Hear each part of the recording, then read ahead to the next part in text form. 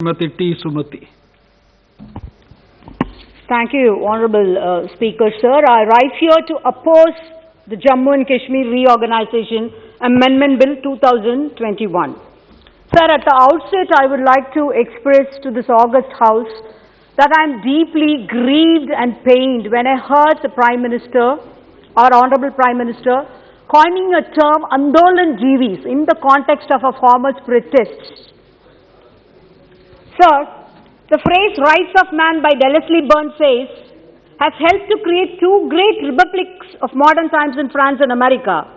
But our Honourable Prime Minister has derogatively chosen another term, Andolan Jeevi, when it is the basic rights of a farmer brother and sister to protest and to show their resistance.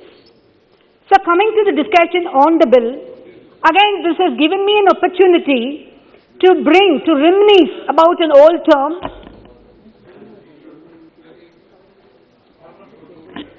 Sir, I am concentrating on the bill only, coming to the bill only.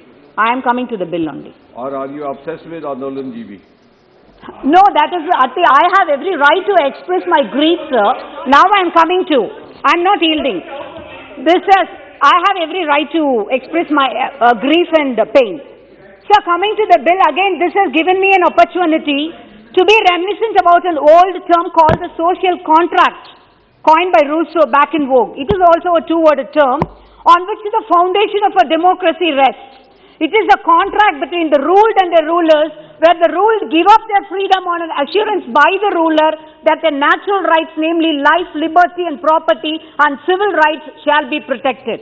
But when the Jammu and Kashmir Act 2019 was implemented, the BJP government has not only breached that contract, you have buried democracy, you have buried federalism, you have buried the rights of liberty as well as the civil rights of the people of the Kashmir. Sir, this bill, which seeks to replace the ordinance, tries to solve the issue of All India Service Officers in the two union territories created after the abrogation of the Article 370, and I have a query in that, sir, which shall be coming soon in a bit. Sir, when you promulgated that amendment, we were told that as soon as normalcy is returned, there will be, the status of the statehood will be restored.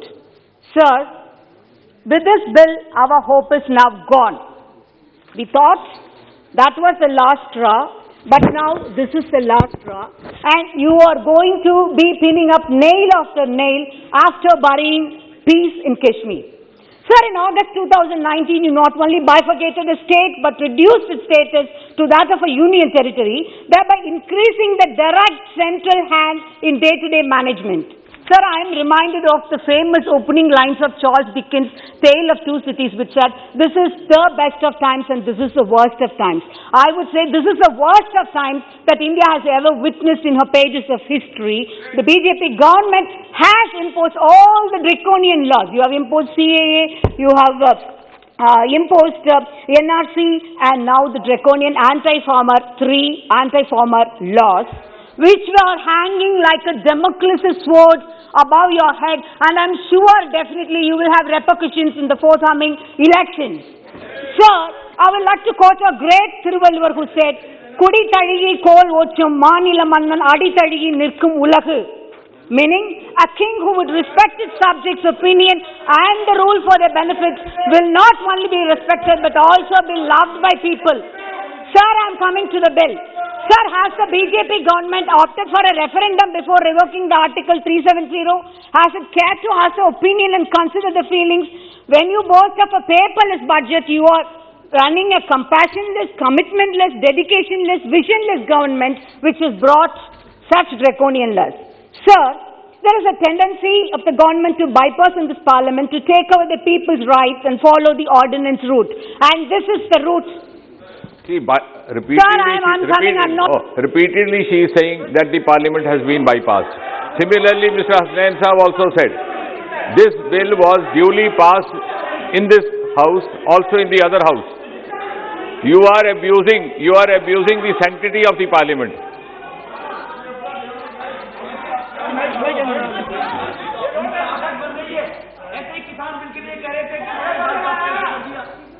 Yielding. Sir, DMK has always withstood on its principles of federalism and democracy, sir. Sir, our leader, great Anna, has evoked, we have a federal structure.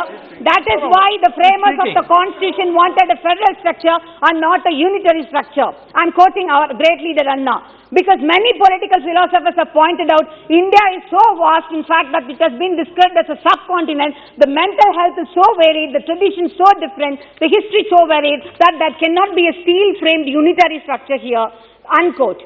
Sir, by reducing the stature of J&K from a state into union territory, you have not only failed to bring administration closer to people, but rendered a serious blow to our freedom.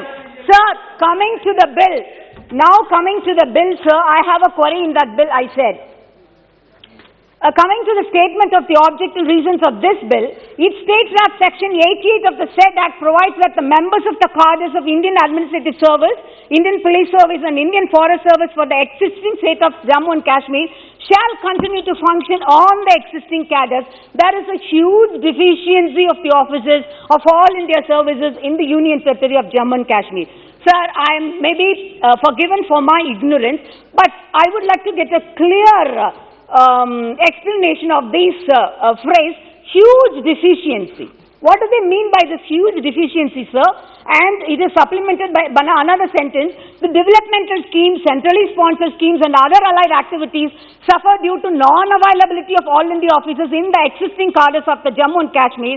As such, there is a requirement of merging it with Arunachal Pradesh, Goa, Mizoram, Union Territories cadres so that the officers in this cadre can be posted in the Union Territory of J&K to meet out any deficiency to come out. Sir, your government boasts itself on pioneering Atmanirbharta or self-dependence. If there is huge deficiency of the officers in the Union Territory of Jammu and Kashmir to meet out any challenges, then why not put more effort in making it as a more self-reliant from the local officers themselves? Why must we have to merge the cadre and have the region depend on the other states? So here also I am reminded of a quote by Rousseau who said, to form a state not only the intelligent or the competent enter the contract, but all, both intelligent and the non-intelligent. As parties to agreement, all are equal, though in other ways they are dissimilar. This is the meaning of political equality. How to make this real? It is difficult to say, but equality is not a chimera, and it is the duty of the government to maintain equality in even appointing or in even the maintenance of the cadre status. Sir, the section, coming to section 3 of the bill, which amends section 88 again, it says, the officers so born or allocated on Arunachal Pradesh, Goa, Mizoram, Union Territories cadre shall function in accordance with the rules framed by the central government. Here the cat is out of the bag and the skeleton comes from the cupboard, because rules framed by the central government is the key sentence wherein the federal rights of the states are put at stake, and this is nailed straightly placed on the coffin of democracy and the federal structure. So, if you are going to mandate this, if you are going to mandate this sort of modus operandi with a lot of brutal majority, that is a guarantee that tomorrow with the same modus operandi, the government can bifurcate states like West Bengal, Kerala and Tamil Nadu, because I am sure they are going to lose in the electoral mandates with the support of our people. Sir, our party leader, Mr. M.K. Stalin, has strongly opposed all these draconian laws, and I also place it on record here that I oppose this bill vehemently. And let me conclude this by saying that John Locke, the father of liberalism, had argued that the obligation to obey civil government under the social contract was conditional upon protection of the person. Sovereigns who violated these terms could be justifiably overthrown. Revolt is the right of the people, for when injustice becomes law, resistance becomes duty. Thank you very much. Thank you.